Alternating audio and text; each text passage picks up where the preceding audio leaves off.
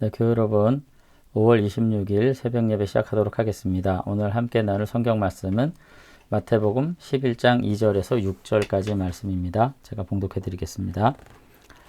요한이 옥에서 그리스도께서 하신 일을 듣고자 제자들을 보내어 예수께 여짜오되 오실 그이가 당신이오니이까 우리가 다른 일을 기다리오리이까. 예수께서 대답하여 이르시되 너희가 가서 듣고 보는 것을 요한에게 알리되 맹인이 보며 못 걷는 사람이 걸으며 나병 환자가 깨끗함을 받으며 못 듣는 자가 들으며 죽은 자가 살아나며 가난한 자에게 복음이 전파된다고 하라. 누구든지 나로 말미암아 실족하지 아니하는 자는 복이 있도다 하시니라. 아멘. 네, 오늘은 세례 요한의 질문이라는 제목을 가지고 세례 요한의 질문을 통해서 우리가 메시아에 대해서, 예수님에 대해서, 더 확장한 다음에 하나님에 대해서 우리가 어떻게 생각하고 믿어야 할까 하는 부분들을 생각할 수 있었으면 좋겠습니다. 오늘 2절과 3절에 보면은 마태복음 4장 12절에서 공개된 것처럼 이제 헤롯에 의해서 감옥에 투옥됐던 세례 요한이 제자들을 보내가지고 예수님에게 질문합니다. 오실 그이, 그러니까 메시아죠. 예수님이 바로 오실 그분이신가? 라고 질문을 하는 거죠. 세례 요한이 이렇게 예수님의 메시아관에 대해서 의문을 갖게 된 이유는 자신이 생각했던 어떤 종말에 대한 생각들, 그러니까 메시아가 오시면 그때가 이제 종말인데 그 메시아가 와서 그 종말에 대해 하시겠다고 생각했던 일들과는 예수님이 하시는 일들이 현저하게 차이가 있었기 때문에 그렇습니다. 그러니까 세례 요한은 우리가 마태복음 3장 이하에서도 알 수 있지만 메시아가 오시면 그때는 종말의 때고요. 바로 구원과 심판이 동시에 시행될 것이라고 생각을 했어요. 그러니까 마태복음 3장 10절 이하에 보면은 이런 말씀이 있잖아요. 이미 도끼가 나무 뿌리에 놓였으니 좋은 열매를 맺지 아니하는 나무마다 찍혀 불에 던져지리라. 그죠? 종말의 때는 어떤 때냐? 도끼가 나무 뿌리에 이렇게 놓여 있는 때라는 겁니다. 바로 그냥 좋은 열매를 맺지 않은 나무는 찍혀 불에 던져지게 되는 그런 일이 있는 날인 거죠. 그리고는 12절에도 보면 뭐라고 되어 있냐면은 나보다 능력이 많으신 분이 이제 내 뒤에 오시는데 그분은 손에 키를 들고 자기 타작마당을 정결하게 하셔 알곡은 모아 곳간에 들이고 쭉정이는 꺼지지 않는 불에 태우시는 분이다. 그렇게 이제 선포를 했거든요. 그러니까 여기서 알 수 있는 거는 예수님은 종말에 심판을 가져오시는 분이죠. 그러니까 예수님이 오시면 구원받는 것과 심판받는 것이 동시에 이제 일어난 것이라고 생각을 했습니다. 그런데 실제로 우리가 지금까지 살펴본 것처럼 예수님의 그 사역은 그랬나요? 오히려 어떤 심판은 어떤 유보된 것처럼 말씀하시면서 구원의 시대를 선포하셨고 섬기는 종의 모습을 보여주셨고 병자를 고치시고 죄인들과 함께 교제하시는 사랑의 주님인 것으로 이제 계속해서 그 사역의 어떤 외형이 이제 드러나고 있었습니다. 이런 점에서 세례 요한은 예수님께서 정말 메시아인가 하는 생각을 하게 된 거죠. 그러니까 세례 요한의 의심은 철저하게 자신의 확신에서부터 온 겁니다. 자신의 확신, 자신의 논리. 근데 예수님은 뭐라고 지금 대답하시냐면은 4절 이하에, 오늘 읽은 말씀 4절 이하에 보면은 이런 세례 요한의 어떤 논리에 어떤 대응하는 어떤 대답을 하신 것이 아니라 그냥 현실적으로 일어난 일을 그냥 말씀을 하세요. 특히 이제 5절 보면은 6개의 그 이적들을 이제 이야기하거든요. 거기 보면 맹인이 보며 못 걷는 사람이 걸으며 나병 환자가 깨끗함을 받으며 못 듣는 자가 들으며 죽은 자가 살아나며 가난한 자에게 복음이 전파된다고 하라. 이렇게 이제 얘기하신 거죠. 근데 이 6개의 표적은 구약 성경, 특히 이제 이사야서에서 메시아가 하시는 사역의 종류들이에요. 이사야 35장 5절에서 6절에 보면 똑같은 말씀이 있습니다. 그때에 이렇게 됐어요. 마지막 종말의 때에 이제 메시아가 오시면은 맹인의 눈이 밝을 것이며 못 듣는 사람의 귀가 열릴 것이며 그때에 저는 자는 사슴같이 뛸 것이며 말 못하는 자의 혀는 노래하리니 이는 광야에서 물이 솟겠고 사막에서 시내가 흐를 것임이라 이렇게 돼 있거든요. 그러니까 예수님은 세례 요한이 어떻게 생각하는 것에 대해서 관심 갖기보다는 당신이 어떤 메시아이신지를 분명히 말씀하세요.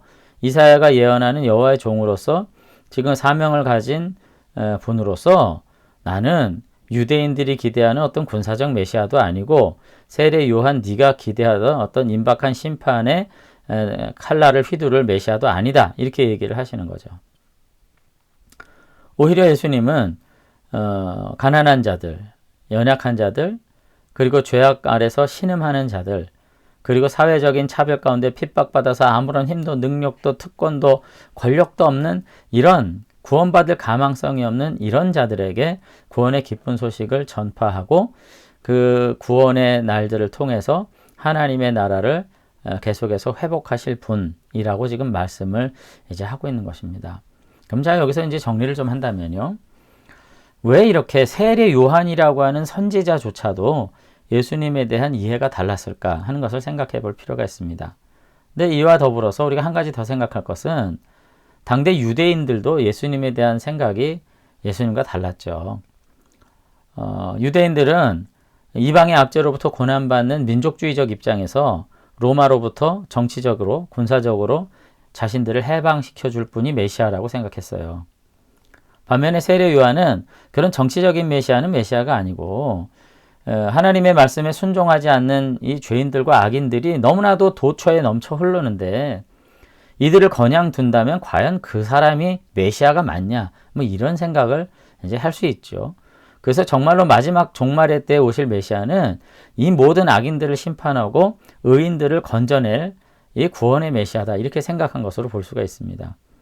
그러나 이들에 비해서 예수님은 자신은 영적인 해방과 구원을 통해 가지고 하나님의 나라를 이 땅 가운데 회복하실 메시아다. 이렇게 말씀을 하시는 거죠.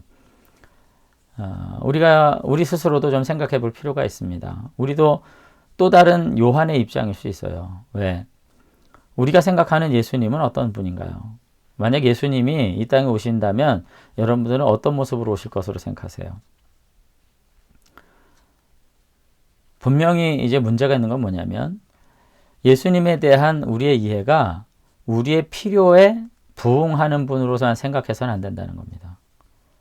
그러니까 유대인들은 메시아를 어떻게 생각했냐면 자신들이 로마에 압제받는 것을 근심하면서 이 모든 것들을 물리치고 정치적으로 회복시켜주는 것이야말로 유대인들에게 당면한 최우선의 문제인데 이거를 해결하지 않는 분이 무슨 메시아일 수 있냐 이렇게 생각했기 때문에 예수님에게 계속 이거를 갖다가 강조했어요. 그래서 마지막에 십자가에 달려 죽으시면서 가상칠언의 이 엘리 라마 사박다니 어찌 아버지 어찌하여 나를 버리시나이까 이렇게 말씀하셨을 때도 저가 엘리야를 부르나 보다 뭐 이런 얘기했고 하늘의 천군 천사를 불러들이나 보자 뭐 이런 이야기들을 했죠. 반면에 세례 요한은 이 유대 지도자들보다는 굉장히 경건하신 분이 분명합니다. 하나님의 공의를 생각했던 거죠.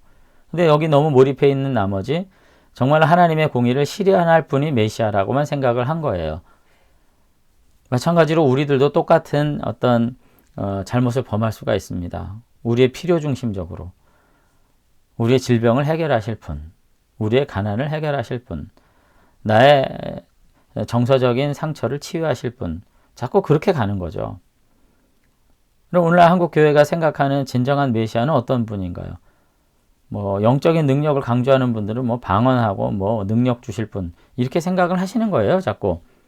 그러나 이 모든 것은 답일 수가 없습니다. 우리가 성경을 깊이 있게 읽고 하나님의 말씀 안에서 답을 찾듯이 정말로 주님이 어떤 분이신지를 그 말씀 안에서 우리가 회복해 나가는 것이야말로 경건한 신자가 해야 할 일입니다. 나의 필요를 골똘하다가 그 필요를 해결하지 못하는 분이 메시아일 수가 없다라고 하는 어떤 반론적인 의미에서 예수님은 이런 분일 것이라고 기대하는 것, 그것이 건강한 신앙을 과연 만들어갈 수 있을까? 물론 주님께서 우리의 외로움도 해결하시고 건강의 문제도 해결하시고 물질의 문제도 해결하실 분이시겠지요. 그러나 예수님에 대해서 나의 필요에 근거해서 예수님이 어떤 분이라고 유추해가는 이와 같은 태도는 우리의 신앙을 결코 건강하게 회복할 수가 없는 것이 분명합니다. 성경 안에서 하나님께서 우리를 향해서 무엇라 말씀하시는지, 주님이 어떤 분이라고 말씀하시는지를 우리가 다시 한번 아주 객관적이고 정직한 눈으로 바라볼 수 있을 때 우리는 그 예수님을 보게 되고요. 그리고 그 예수님을 닮게 되고 그 예수님과 더불어 이 땅을 복되게 살아갈 수 있게 될 줄로 믿습니다. 근데 사실 마지막으로 높아심으로 좀 말씀을 드리면 이런 말씀을 드려도 언제나 모든 분들이 자기가 생각하고 있는 예수님 상이야말로 성경적이다 이런 착각을 가져요. 거기서 헤어나오지를 못합니다. 특히 이 장로교 신앙이 가지고 있는 이 어떤 자기 확신의 너무 강도가 세다 보니까 여러분 우리가 예수님에 대해서 어떻게 다 알 수 있나요? 하나님에 대해서 다 알 수 있고 성경에 대해서 다 알 수 있나요? 우리가 알고 있는 성경 이해가 진리라고 말할 수 있나요? 우리는 정말 너무나도 작은 일부분을 알 수밖에 없는 존재입니다. 예수님의 단 10%도 알지 못할 거예요, 우리가 어떻게 기도하고 응답을 받고 어떻게 성경을 연구해도 단 1%도 아마 다 모를 거예요, 지금. 그처럼 매우 작은 지식을 가지고 살면서 우리가 신앙생활하고 하나님 따르고 있는 거예요. 내가 아는 것만이 다라고, 내가 아는 것만이 진리라고 말하는 것이 갖는 위험성도 분명히 있다는 점 우리가 생각하면서 보다 겸손하게 정말 성경 안에서 늘 하나님을 찾고 예수님의 발걸음, 발자취를 찾아가고 우리가 유추하면서 그 주님을 닮아가는 겸손한 하나님의 백성들이 되실 수 있으면 좋겠습니다.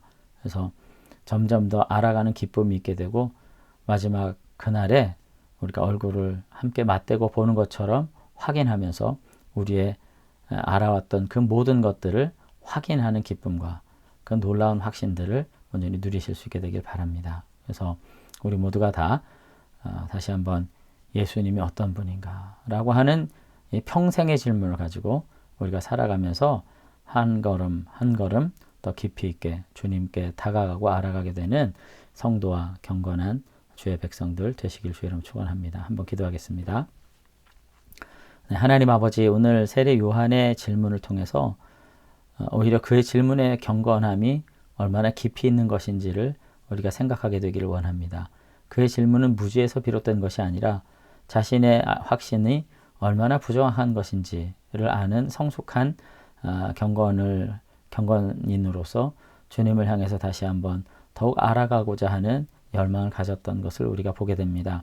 오늘 우리들도 내가 아는 지식이 다 옳다고 참되다고 그것만이 절대적 진리라고 생각하는 이 자기 모순 속에서 우리가 온전히 헤어나오게 되기를 바랍니다.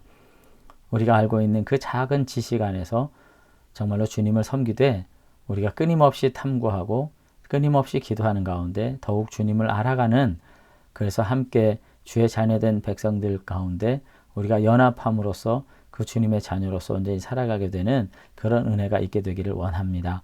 아버지 하나님, 때로는 우리의 긴급한 필요와 욕구들이 주님은 꼭 그런 분이셔야만 한다고 하는 그와 같은 강요된 심정으로 우리가 주님을 믿음으로 고백하지 않는 다시 한번 돌아보게 하시고 말씀 안에서 주님을 찾고 그 주님과 더불어서 우리의 삶을 다시 한번 순종으로 자기 십자가를 지고 따라가는 가운데 우리의 삶을 회복해 나가는 믿음의 사람들 되도록 축복해 주시옵소서. 주님께서 우리의 삶에 이와 같이 아름다운 응답과 은혜로운 사랑으로 붙들어 주실 줄로 믿사옵고 예수님 이름으로 기도드리옵나이다.